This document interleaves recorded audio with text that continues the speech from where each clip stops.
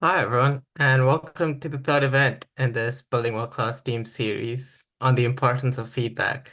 Now, before we kick off, I'd like to get a little bit of housekeeping out of the way first. This webinar is going to be recorded. Captions are available throughout the webinar. If you'd like to enable them, there should be an option on the bottom tab or in the menu by clicking the three dots icon. Chat is open, so feel free to talk to us or amongst yourselves and pop a hello if you'd like. We are moderating it to keep this a safe space, and any inappropriate messages will be removed. If you have any questions for the panelists at any time during the event, make sure to drop it into the Q&A. There'll be an opportunity for the panelists to answer your questions during the event. Uh, with that out of the way, uh, Melissa is gonna kick us off and get us started. Over to you, Melissa. Great. Thanks so much, Adnan. And hello, everybody. Thank you so much for joining us. For those that don't know us, we are the Honeycomb Works, and our mission is for everyone at work to feel like they belong and are free to invent. We help organizations build inclusive and innovative cultures through behavior change and data, because cultures are created habit by habit, person by person. It's the things that people do on a day-to-day basis or don't do that make someplace safe for everyone to work, to speak up, to share ideas, to challenge, to do brilliant things, and hopefully enjoy themselves while they're actually doing it. So we have a platform. It looks like a honeycomb, hence the name honeycomb. And it helps individuals develop positive habits and organizations to understand their strengths and biggest areas of risk. The Culture Plus version of the honeycomb is specifically designed for engineering startups and scale-ups, built with the support and expertise of the Royal Academy of Engineering. So that's who we are. We'd love to learn a little bit more about you. Please feel free to say hi in the chat, but we're also going to pop up a poll so you can let us know what brought you here today. So while you're doing that, I'll share our plan for this session. So we're going to begin with a lightning talk and then move on to our brilliant panel to discuss feedback, why we do it, why it's important, and all that brilliant things. But from folks who are actually putting it into practice. And then we're going to share some ways you can take action immediately and end with your questions. So do use the Q&A function to ask any questions that you have, and you will get a recording. That's why we're recording it, so that you don't have to frantically take notes, and you can replay your favorite bits as often as you like. So we'd love to keep in touch after the event, so please do subscribe. We've got some really exciting events planned for the autumn, which has fully come upon us today, I believe. So please do subscribe, and we will drop a link in the chat as well, so you have it throughout the webinar. So hopefully at some point we'll say something smart enough that makes you want to keep hearing from us. So I'm going to now introduce the team hosting you today. So you've already met Adnan, who is our delivery manager and also our data analyst. He's the person that makes sure we don't try to get away with anything sneaky in terms of our data. He keeps us very honest and helps extract the really rich insights that are going to help us solve this equity and inclusion issue once and for all. And Marin Bird is our research and impact lead. So she is going to do the lightning talk. So you'll be hearing from her shortly. And she asks all the big, tough questions and has an approach to research deeply embedded with empathy and understanding people, and a massive drive for making a difference. And me, I'm Melissa. I'm the founder and CEO of the Honeycomb Works, and I will be monitoring the panel discussion shortly. So we are going to talk feedback today, and that might seem like an interesting topic for startup scale-ups, maybe not the top of your list, but we like to say we look at feedback as we've been saying it's one of the foundations to actually building a successful startup and scale up. And as a founder myself, I know how busy things are, how intense they get, and how difficult it can be to sort of pause and learn about people's experience and take the time to develop them. But it is foundational. It's the thing that will help you address at the early stages any little cracks that could lead to the chasms that could destroy your business. But it's also foundation to good leadership. If you're not understanding people, if you're not helping them develop, if you're not learning about your own areas to develop and in your impact on people, you're never going to be able to develop as a leader. And you're having a rollicking conversation before we kicked off about why it is that folks in startups don't actually focus on these things. And there's so much of a drive towards getting investment, and all the resources, all the messages are about getting that next round of investment. And obviously, you might need that to stay alive. But what we find is often that can be at the expense of making sure that there is a functional business to invest in. And it's those things that are missed in the early stages that ultimately lead to a crash later on. One organization we were working with, they were doing fantastic, brilliantly cruised into their Series A, and were going for their Series B, but ended up not making it and scaling down because of the cracks in their culture that then turned into chasms. And they did not have the structure to identify and address those things early on. So that's really what we want to help you with today, to make sure that we don't have that happen anymore to any brilliant companies, especially the ones that we've been talking to and who are here to change the world for the better. So enough from me.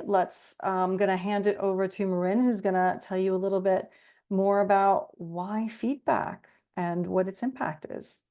Thanks. Thanks, Melissa. Hi, folks. Thank you very much for joining us. Yeah, as Melissa said, my name is Marin Bird, and I lead on research and impact at the Honeycomb Works, and I think a lot about feedback as part of that role. So I'm going to, as Melissa said, just share a little bit about why we think it's so important and why it's so impactful in your particular context. But before I do, I'm going to just show you the results of that poll that you took part in just a moment ago. So you should be able to see those kind of percentages pop up there.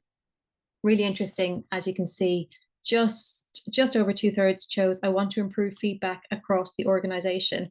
And I would be lying if I said I'm not delighted that that has come through as a real need for this group, because that is exactly what we're going to try and help you do during today's webinar. And ultimately, it's about thinking through individual behavior and individual habits in order to have that wider impact across an organization where everybody's doing their bit to help with the improving of feedback culture and really embedding that positive foundation, as Melissa said. But yeah, I have lots of ideas around why we should choose feedback and why it's the third topic for our Building World-Class Teams event. But I wanted just to take a moment for you all to reflect on the question itself. Why feedback? I suppose I would ask you to think about what else could you use if it wasn't feedback? How are you going to find out if things are not working? How do you find out what other people think of your work, what other people think of your behavior? I had a little bit of time thinking about this myself in preparation for today, and I couldn't come up with anything else except feedback from other people in whatever way you get that. And then I also wanted you to take a minute to reflect on your own experience of feedback. I think there were some folks in the poll that said they wanted to improve on receiving feedback and on giving feedback. So maybe think about, have you ever received really helpful feedback, and what was helpful or why was it helpful? And then the flip side, I would imagine, unfortunately, we've all had awful experiences of really unhelpful feedback that derailed your thinking or didn't help you progress in any way. Maybe something comes to mind. And if so, maybe reflect on what it was in that instance that was unhelpful. Just maybe you've already come up with some ideas about why feedback for yourself. But just to share now some of ours, I think these three kind of categories or themes are the core ways we want to think about feedback for today's session in the context of building and retaining world-class teams. And the first one is that feedback is an absolutely essential element of innovation, really important in the context you're all in.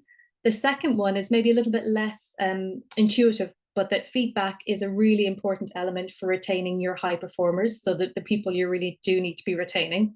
And then that final one is, from our perspective, I just don't understand how you get a really good view of your culture if feedback is not part of that process and the foundational part of the process from our perspective and our process.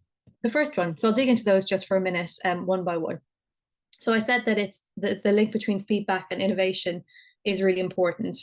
And I think in order to tease that out a little bit, we need to think about what's needed for innovation.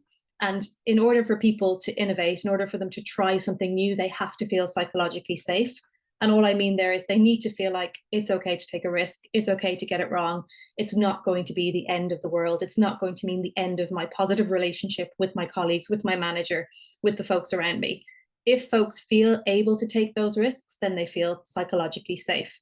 And the way you make people feel psychologically safe, there's many things you can do, but one of the fundamental practices and processes to build psychological safety is embedding a culture of feedback. So both giving and receiving feedback regularly as a normal part of your working day and culture is going to help boost psychological safety, which will help innovation. And then the other thing, I think, the really clear link here between feedback and innovation and brilliant collaborative creation is transparency. So if you think about really good innovation and pushing new ideas and trying new things, it really works best when there's diverse perspectives, when there's people throwing in their ideas and bouncing off each other and having really open conversations. And that really only happens if there's a culture of feedback. They are the same thing. But tell me what you think about this, or can I get your thoughts, or can I suggest something? They're all really, really linked and ultimately driving towards innovation, which is going to be crucial for success and for getting to where you need to get to. Now, the second point there, if you remember on the 3 points I had on the screen, the link between feedback and retaining your best performers. Now, this one might not seem as intuitive. It didn't initially for me until I started digging into the research. And just when we talk about best performers, I'm sure we all have something that comes to mind. But in this context, we're thinking these are the folks that really consistently deliver excellent work and equally are brilliant contributors to your culture. So they're the people you really want to keep around and really want to make sure are growing with you. And there was an interesting project looked at the performance reviews of almost 24,000 people, and it looked at what type of feedback they receive and also how often they receive that feedback.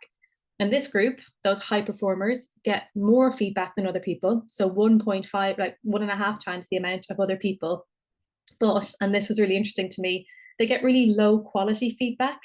And this is something I'm going to talk about a bit more, but the idea of low quality feedback is feedback that isn't actionable. You don't know what to do afterwards. It's not specific. You don't really know what they're talking about. And it's often full of exaggeration or cliche. And it's really interesting here because it's not someone saying you did an awful job or that was terrible. In fact, in this context, it's the reverse. It's you always do a brilliant job or you never make a mistake there. And it's not good feedback because you can't do anything with it. And it's incredibly demotivating and leads to disengagement with this particular group. And then the final kind of theme I thought was important to consider here is the idea of feedback and really making sure you have a clear view of your culture. So again, when we're talking about world-class teams, we're talking about making sure that people are working well together in an inclusive culture. And I just don't know how you get a clear sense of that unless you have feedback really, really built in. How do people feel? You're going to need to get feedback on that. How are people behaving? That's also going to involve a certain level of feedback. If you're not doing it, then probably you're making assumptions. You might be gathering 1 or 2 perspectives, but it's unlikely you have as clear a view as you need at this stage. You might talk to each other a lot. You might have lots of great conversation, but it doesn't necessarily mean that you are gathering the feedback and the clarity that you do need. And then this other kind of stat I came across that was an interesting reminder, I suppose, of the importance of retaining great people and feedback as an element in that. So people who get low quality feedback are 63% more likely to leave. And again, low quality feedback, you can't do anything with it. You don't really know what it pertains to. And particular groups are more likely to be the receivers of this bad feedback. And those groups are women, and they're also people who are racially minoritized. So it is really important that we kind of get to grips with how to improve our feedback culture. And a couple of examples of where that really plays out. So women get 22% more feedback on their personality. And the reason it's a problem is I don't know what you do with that. Like, you can't improve your career prospects when someone tells you that you're lovely or you're friendly or that you're bossy or whatever those words are. It doesn't really help you get better at your job. And that's supposed to be what feedback helps you with. And there's also often stereotype that kind of creeps into the way people get feedback. So an example of that, Black people are more likely to be called passionate than ambitious. And again, there's subtle kind of messages being shared with folks that lead to this stat. For example, 63% more likely to leave. I said actionable and unactionable a few times. So I think just the difference between those two things an example, perhaps if someone said, I didn't really understand the data you presented in the meeting.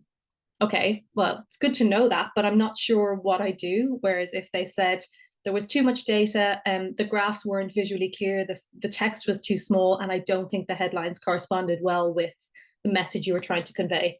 Okay, I've got 3 things that I can go away and change and improve. So that's the difference there between actionable and feedback that isn't actionable. And then just one more kind of point, I suppose, that hopefully really gets you thinking about why this is so important in your context before we jump into the panel. The first thing I would say, Melissa mentioned that we have a platform that we've developed with the Royal Academy of Engineering called Culture Plus, and it has allowed us to really specifically dig into how folks are doing in particular areas connected to inclusive cultures. And we know from the data we've been gathering via that platform that feedback is an area that needs development. And it's both asking for feedback and giving feedback is really clearly coming through as an area that isn't a strength. And also it is crucial, very crucial to your long-term success as startups in engineering because of all of the points I've shared previously. And here's a snapshot of that data. I'll just take you through it very, very briefly. So as I said, Culture Plus allows us to present aggregate data for all of the organizations who are engineering startups and currently active. And just to note, I have slightly truncated that scale just to make it more visually easier to read, I suppose, on the slide that I'm sharing. But the point here is, of those areas that you can see listed, the various different focus areas, valuing feedback at the bottom is the lowest area. So it gets the lowest scores from colleagues and peers, and it also gets the lowest scores from managers. So again, another reason for that why feedback. As part of this series, we wanted to address the area that needs development. And I mentioned that we know it's both asking for feedback and giving feedback. And here's a tiny bit more detail around that. So the specific behaviors, we also gather data around how folks are behaving in engineering startups and scale-ups. And the lowest scoring behaviors across all organizations in the aggregate are these 2 you see on the screen. So colleagues are saying people are not asking for feedback when they should, 22% of the time. And managers are saying people are not giving specific feedback when they should, 19% of the time. So quite a substantial amount of missed opportunities there, I suppose, particularly when we think about how essential it is for innovation, for best possible work practices, even just for making sure your colleagues know what's going on and know how you feel. So hopefully you're keen to start improving these things and start thinking about how you can put some of this knowledge into action and into shifting some of these particular concerns if they're a problem for you. And Melissa's going to share a bit more in a little while, but just to very briefly share some of the resources that we are going to give you post today's webinar.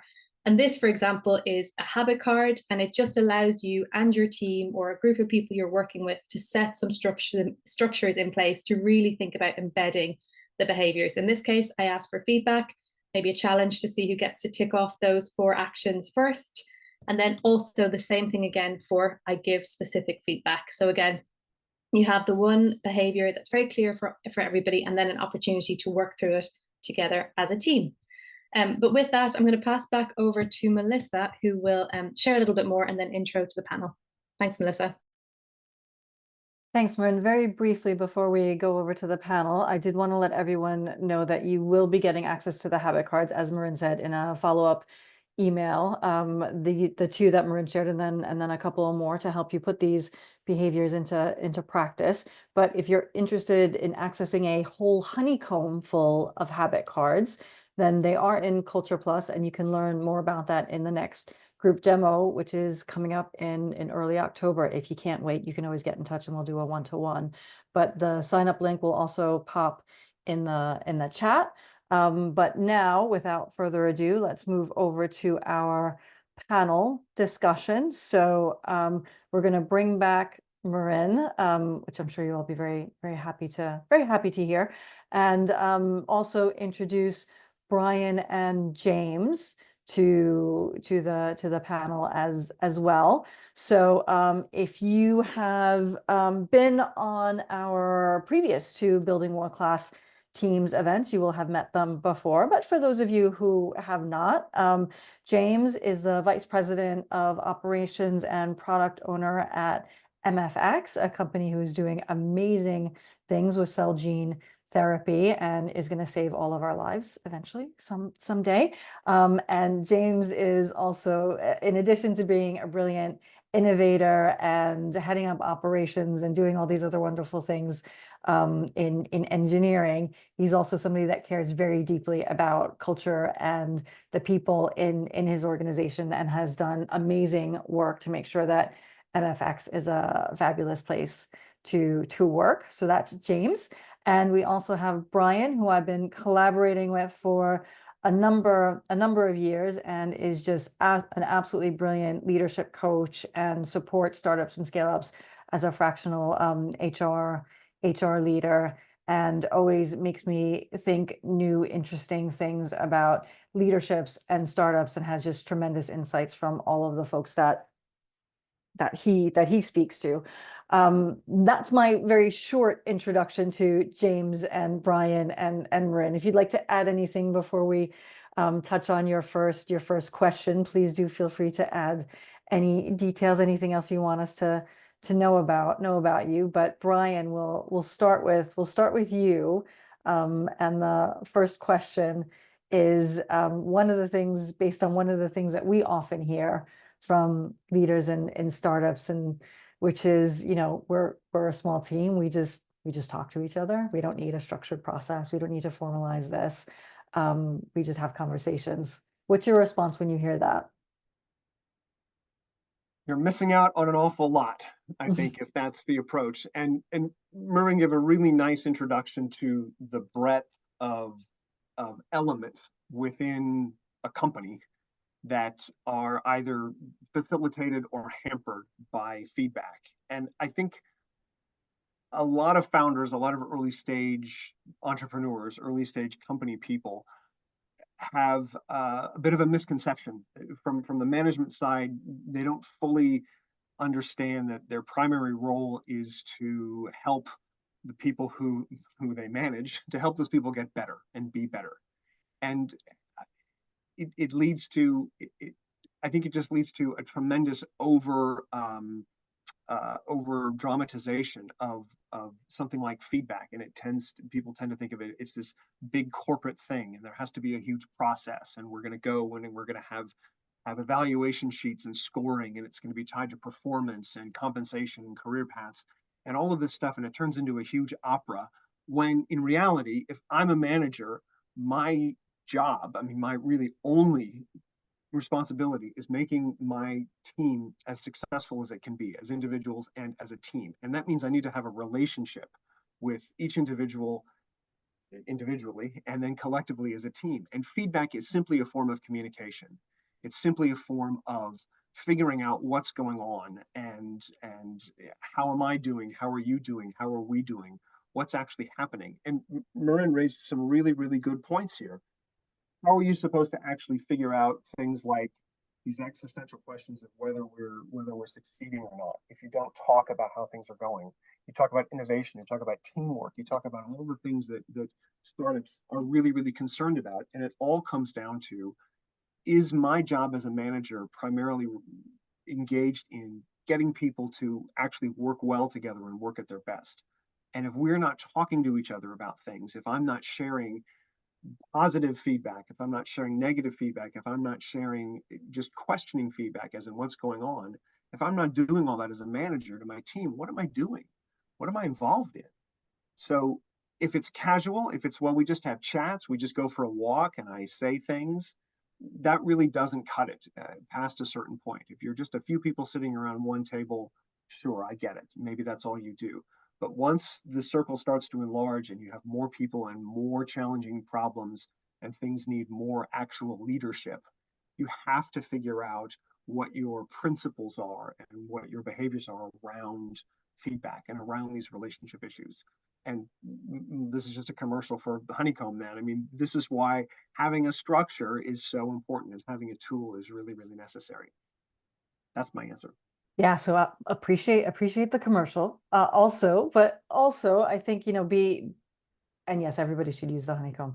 But if you don't have it yet, I appreciate that point of like it's one thing to say, hey, how are you doing? And another thing to ask a specific question. I'm thinking about just like we recently did our internal belonging survey, and though we scored very high, there was one area that we dug into a bit more because it was lower than everything else.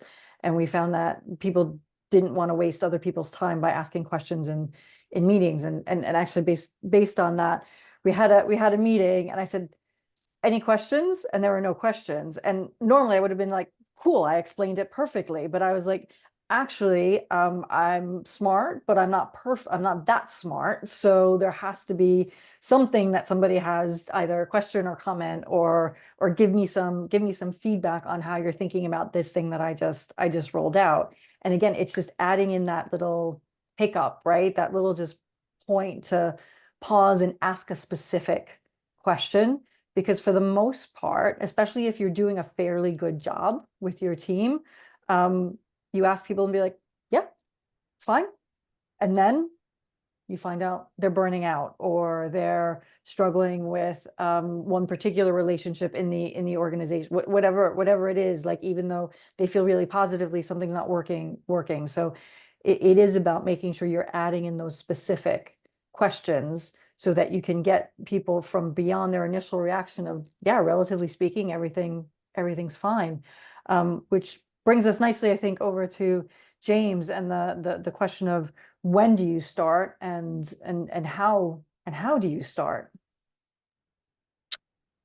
I think, well, from my experience, we started right at the beginning. So when MFX was founded, initially there was 3 of us, and we started at the beginning. And I think, touching on your point, both Melissa and Brian, about you can have chats, and that's fine, but that's not the same as feedback in my eyes, because it really deserves its own time and attention.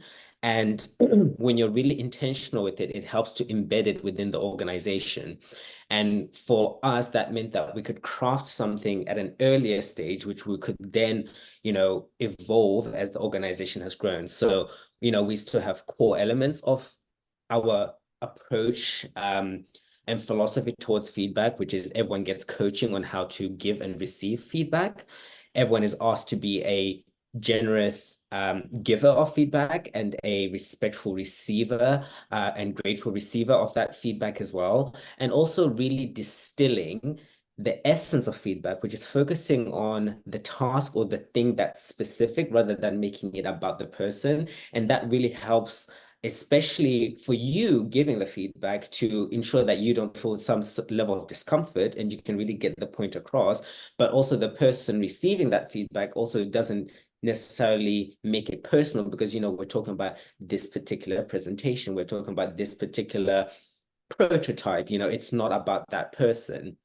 And I think the other thing that's been really important for us is structure. So to Brian's point and to Melissa's point, structure is really, really important. So whether that be how you do it or how often you do it. So for instance, we have a feedback week roughly every 6 to 7 weeks. And in that time, everyone's expected to have feedback with people who are within the kind of sphere of people they're working with on a regular basis. So that allows people, knowing that we're entering into that week, to have that mindset and that kind of focus around feedback. And not to make it a plug, but we do use Culture Plus. And I think the beauty of Culture Plus is it's a different modality that you can use to have what might be slightly more difficult conversations with people. And that could be because of cultural barriers, that could be because of hierarchical barriers that sometimes just aren't avoidable. So having the Culture Plus platform there gives you that anonymized way of being able to give that person that feedback. And, you know, as scientists and engineers, we do like data. So you get the metrics in front of you so you can really look at how you are performing for yourself. So you can see previous scores and your present scores and see, you know, have I improved on this particular behavior? But what I also value about a platform like Culture Plus is that it allows you to be able to sit with the data and sit with the information and really dissect it in your own time, which is very different to when someone's having that one-to-one conversation because your mind is doing so much. And when you do that, you have, you know, two potential ways of processing that feedback, which is either you can be a sponge and basically take everything in and be like, I am this, I'm not this, etc., etc., or you can be like a sieve or a strainer and really filter that information properly and be like, okay, why is this being said? Do I agree with it? Because you are allowed to disagree with feedback, right? We're not always capable of filtering who, how, when we get the feedback, but it's definitely up to us what we do with that feedback. So I think for me, having something like Culture Plus allows you to be a bit more discerning and control what you do take in from the feedback. And the last thing I'll add is being clear on the different types of feedback and having that nuance. So is it coaching feedback? Is it evaluative feedback? Is it appreciation feedback? You can have all of those in one session, but it's really important to give them their own space so that the person can take each piece of information properly. And that's really important because clarity is kindness, you know, being clear is being kind. And I think that's really important, especially to Marin's point about actionable feedback. When you're clear and you really distill the essence of what you're trying to give to someone, that is actually very, very helpful. Such important points there, James. And I think, you know, some of the things that we intuitively think are the right or kind or empathetic things to do, like couching our feedback or saying, you know, maybe this, or think maybe this, or not using the word you, but, you know, like we think that's being kind, but actually that's just giving that person a chance to not understand it or not really be clear that I was giving that feedback. And I think the same thing with giving somebody feedback face to face, that a lot of people are uncomfortable. And I know the first time I sat down to write and send feedback, I spent hours on it because I was like, this person is going to interpret. I said hours, it was days. And because this person is going to be interpreting this without me there to make sure that they're okay and on the journey. And you know, and since and again, it's one of those things that you sort of get better and better at as you and more comfortable with as you do it. But it is actually much easier for somebody then to process that and not have that fight or flight kind of instinct, right? And I love what you said about really making sure that you're clear about this is not who you are. This is not about you as a person. And that's why we often talk in the language of habits, right? Because it's like, hey, here's something that you're doing. Here's a new habit that you could do that would actually lead to positive outcomes. And it's something that everybody can think about in terms of, I'm going to add a new positive habit, which is much better than I'm a terrible person and everybody hates me. Which, as we had a great comment in the chat from somebody who said they they worked somewhere where they didn't have any feedback whatsoever, and which led them to getting imposter syndrome. And I don't know why our brains are like this, where we'll fill in the gap with the worst case scenario rather than the best case scenario. But I think it just goes to show how even in the absence is worse than negative feedback even. So Marin, we're gonna go over to you and ask what tips specifically you would give a founder or a leader to give good feedback. Obviously, we've heard some already, but what else would you add? Yeah, thanks, Melissa. To be honest, I think I'm just going to be building on the advice that James and Brian have shared, because there was a lot in there that I think is absolutely fantastic. I think the actionable, of course, if you're giving somebody a piece of feedback, you need to be able to you need to know what they could do with it. So is there some action that they can take as a result of the feedback as a leader or founder, particularly because that is your role, as Brian was saying. Timely as well. I think there's a real issue with recency bias. So if you're only giving feedback once a month, you're probably giving feedback on the last 3 days. It's unlikely you have the capacity to remember or to have really meticulous note taking. So really thinking about embedding it as a regular kind of almost commonplace. I love, Brian said, not a huge opera. It's not a huge thing that has to be, really a big mark in your calendar for when it happens. It becomes a regular piece of the way you work, and that's going to improve the quality of it. And just as well to think about, if you're not already convinced about that idea of it doesn't have to be face to face, there's a couple more reasons why it's really helpful to think about feedback, writing it down, sharing it with somebody, giving them a chance to reflect on it. I think the argument people often make, which you alluded to, Melissa, for face-to-face feedback is that you can adapt and you can be very responsive to the person in front of you, and you can deliver your feedback in a particular way, which is absolutely appropriate in some contexts and should be adopted in some contexts. But the problem is you're going to be responding to people differently, and it's all just such an opportunity for a really biased appraisal or feedback process to creep in. Because if you're talking to your friend and you see that they're a little bit upset, you're going to respond differently to if you're talking to somebody who doesn't show they're upset in the same way, or who you don't know that well. So you can't really read that they're upset. So it's a really subtle way that you won't be able to treat people in the same way.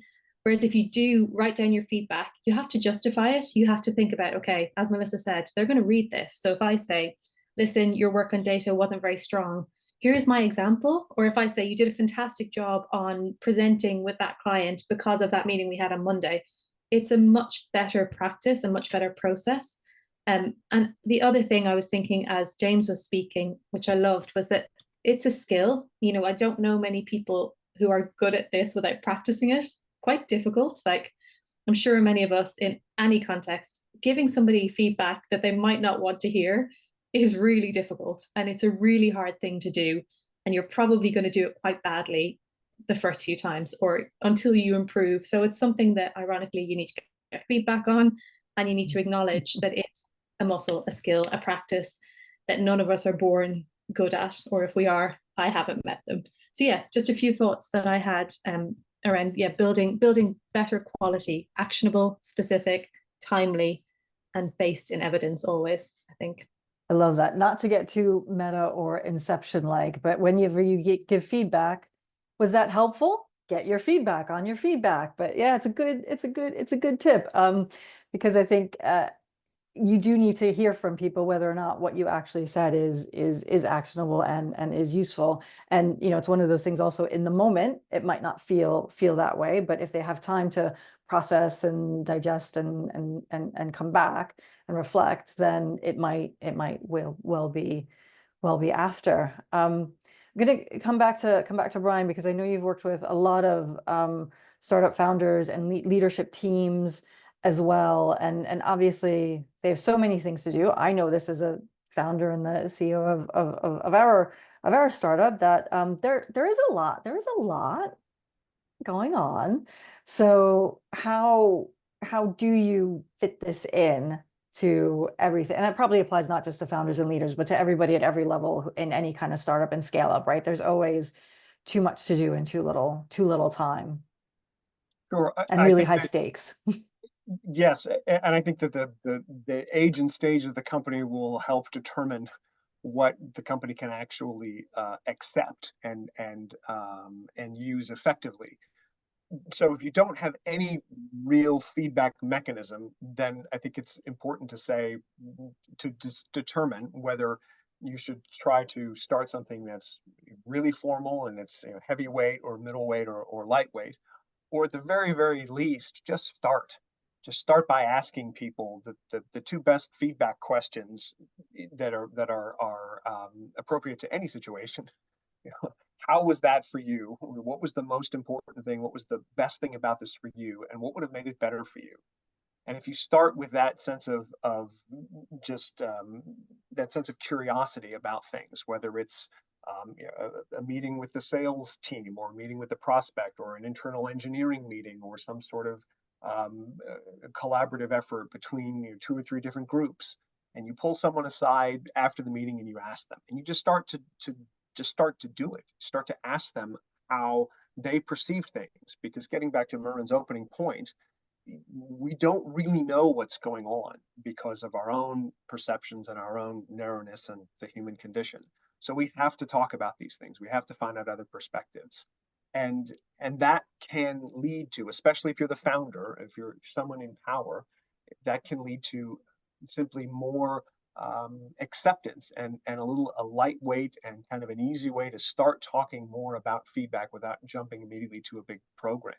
So that, to Murren's point just a minute ago, when she was saying, when you have to give critical feedback to someone, you can ask them these kinds of questions and they'll be a little more used to it. So it's not, we're not jumping from, from 0 to 12 in terms of again, the forms and the process, and everything comes to a halt because we have this big heavy thing. But the real decision for busy anybody in a startup is, do you value this? And if you value it, you will find a way to start small and work your way up. Yeah, absolutely. And I think that once you start doing it, you'll see the transformative aspect of it. And I think and see the things that, I mean, early on in our experience, things are not moving along, or the culture wasn't quite where I needed it to be. So I asked for some feedback, and I got a very specific behavior to change that really shifted things suddenly. So, it really does have an impact. And, I think you've used the phrase organizational debt in the past to talk about like how, if you don't do this over time, it just gets tougher and tougher to address it.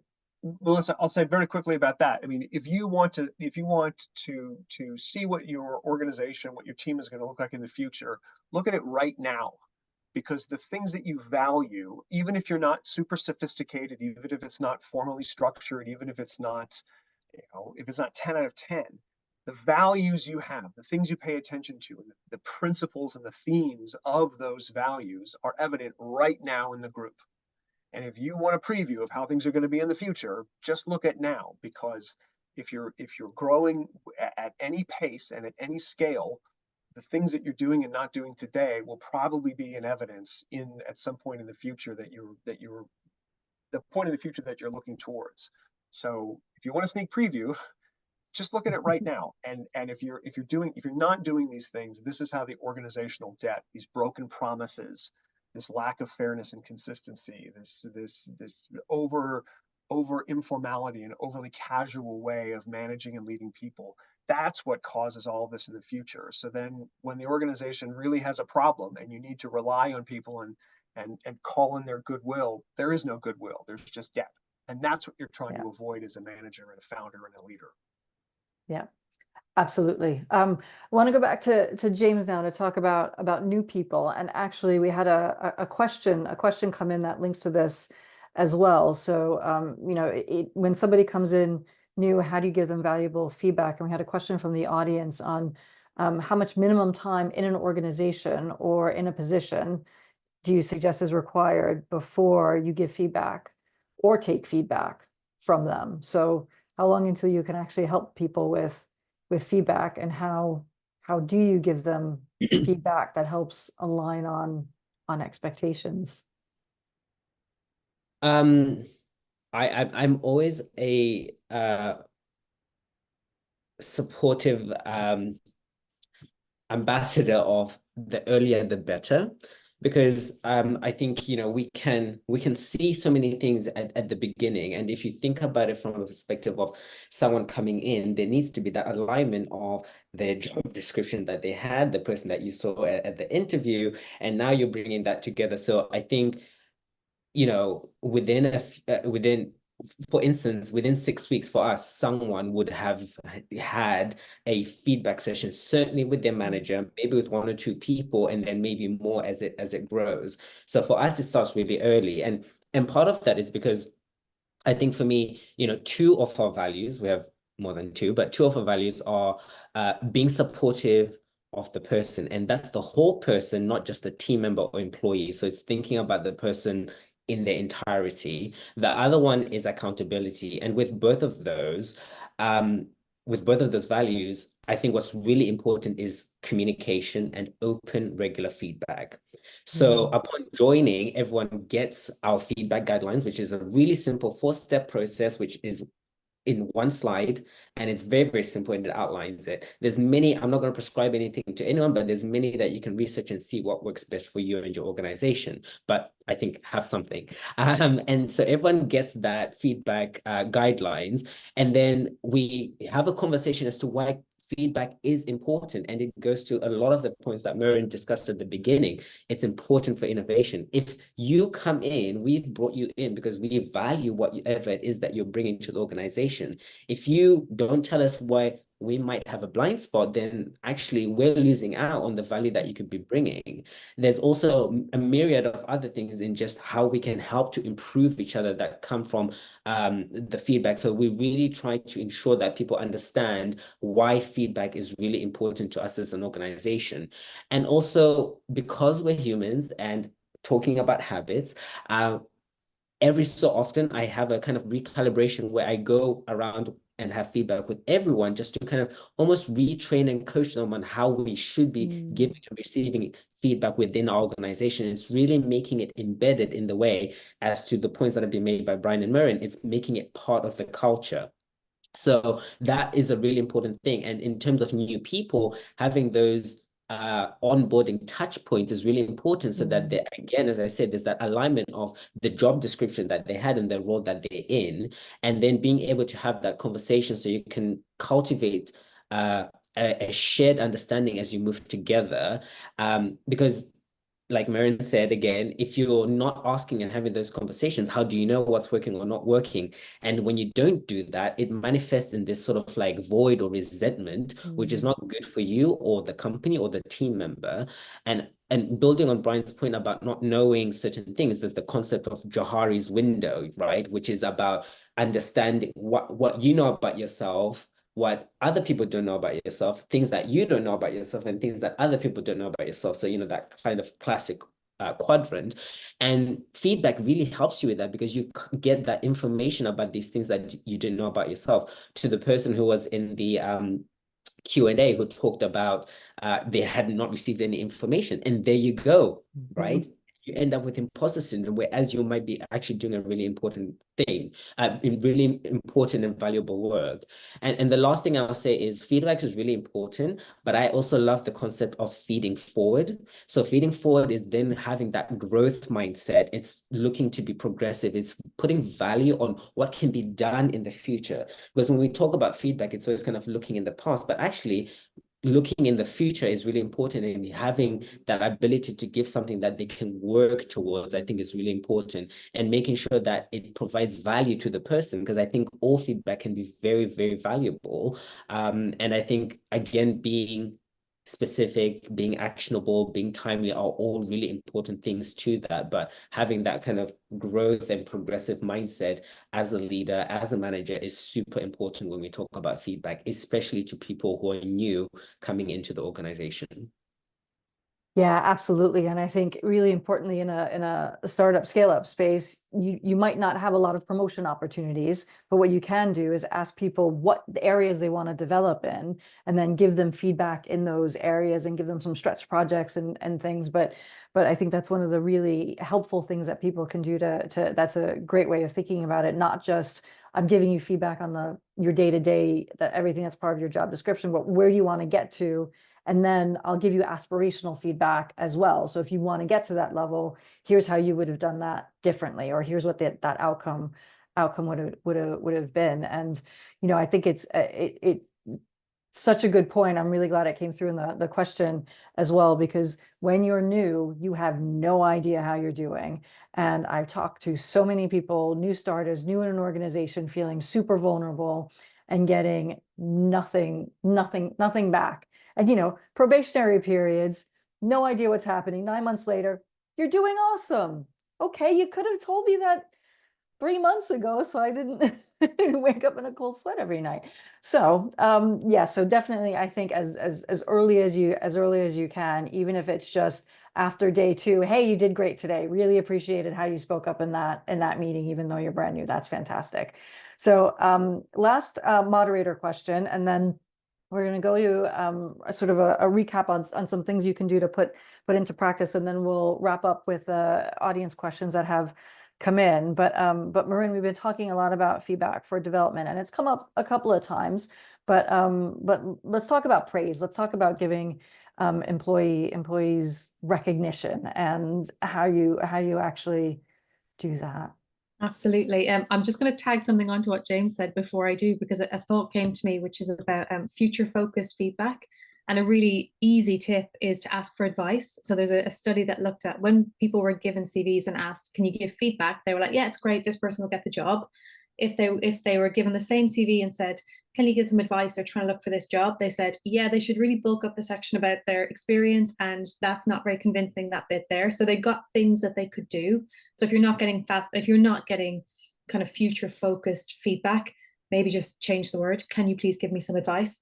A risk, I think, in some contexts that might get a bit patronizing, but if you can avoid that, it might be helpful. Sorry, I just wanted to add that in. So yeah, Melissa, I think the question about making sure your feedback culture isn't purely focused on development is actually really pertinent for the engineering startup context, because we do have some data from Culture Plus around a specific behavior, which is about giving public praise to people for their good work and ideas. And it seems that folks find that very, very difficult. Doesn't seem to be something that's a strength or an ease. And I think it's not, I think most of us actually, when we think about feedback, even in the models and the measurable and, the kind of pushing towards something improving is usually what's in our mind. But I think the thing not to lose is the benefit of really regular positive feedback and praise, because it links to recognition. Of course, it's a really great way to keep those fantastic people that you have, that you spent a lot of energy and time getting on board. It's also really beneficial, not just for the person who hears it. So if you do it publicly, it has an impact on everyone. It actually brings everyone's performance up, particularly people whose performance is not very good to begin with.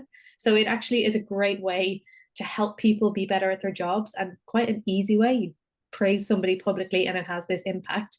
And it has another knock-on effect if you're the CEO or founder. It's really impactful. People say that a quarter of their most memorable experiences of recognition come directly from CEO and founder. So it's worth building it into your practice, even if these aren't folks that you're kind of directly managing or responsible for. So yeah, I think it's maybe a little bit more uncomfortable for some of us than giving developmental feedback. You have to practice this, and it follows the same rules. It has to be specific. It has to be timely. It should be directly linked to something that this person has done that you've observed, in order to make sure it is actually landing as helpful feedback. So not about their personality, not about stereotypes connected to who they are, but something they've done that is excellent, that you can evidence and say it out loud. Do it via cheer a peer if you need to. You can set up a structure to prompt it if it's not coming easily, but it's really worth spending time on. Yeah, we had to set up a cheer a peer structure to make sure that we did it, and we're the experts, so do set up a structure. But I want to jump down to just a couple of things that we're gonna give you post the workshop, so that'll help you put these behaviors into practice. So Marin referenced the habit cards, and in your follow-up email, you will be getting the ask for feedback card. And one of my favorite one on this is ask someone you haven't usually asked, and ask them for specific feedback on something. It's a good mental exercise to think, who am I going to all the time, and try to go to someone new. The second one, give some feedback. And we talked about this, ask if it was useful, give space for questions, and don't forget the praise. And if you do grab this one, give it a click, link, download it, and then check them off as you do it over the course of a week, and see how you do, see if it feels new and different, or something that, yeah, I've been doing all the time. We suspect not, based on the data. And the couple of new ones for you as well. One is actively seeking opportunities to learn, because this is about a learning mindset, a growing mindset. It's not just about telling you this or telling you that. So certainly seeking out opportunities to learn. And I know that this can get lost in a startup and scale up when you're in survival mode. You've got so much coming at you, but continuing to develop and grow is is really important. And the last one, asking for help, I know can be really hard. And the responding with interest to views different to my own, this is a really interesting one, because in our data, it's where we find the biggest gap in scores in terms of gender.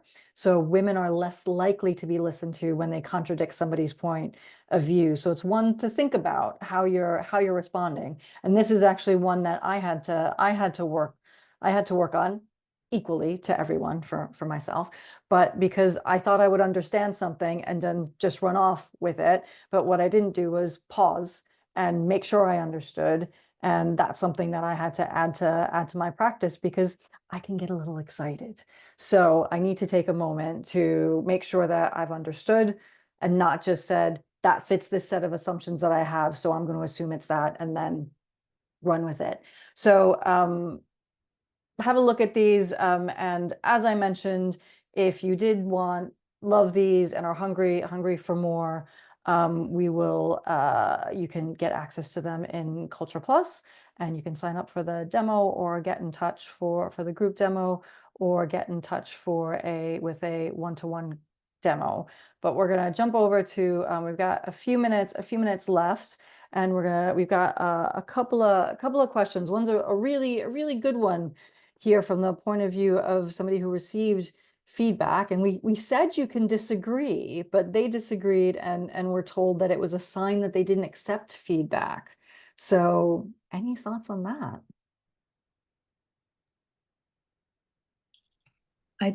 I do have a thought. I see you on mute at the same time, so I'll keep mine short, Brian, and then you can jump in. I think often, I think if it's good feedback, and I don't mean good in that you agree with it, but if it's specific and observable and actionable, then you can usually have a conversation about it that doesn't, it's not about disagreeing. It's about being really clear. What exactly is it that needs to shift, and why does that need to shift, and what does it look like if it shifts? So you're having that conversation about what the action is and what needs to change.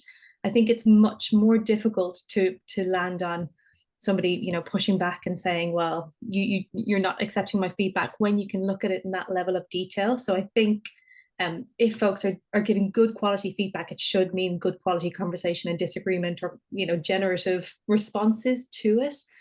More difficult if the feedback is not useful to begin with. Brian, I know you probably had a thought there as well.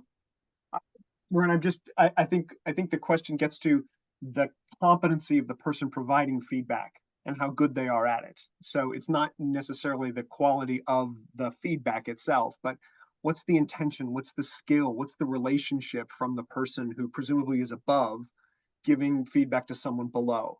And it doesn't always work well, and especially if someone's not very skilled. So sometimes you have to make the calculation of, I'm just not going to worry about it that much. But I understand it's tricky in every situation. Yeah, absolutely. And I think, well, I'm not gonna add any more to that. But we did have one more question on the SMART principle. So anybody have strong feelings on the SMART principle for giving feedback? Specific, measurable, actionable. We nod, we know what SMART, is. Are we happy with SMART? Do we use SMART? So I think the answer is you need to use something.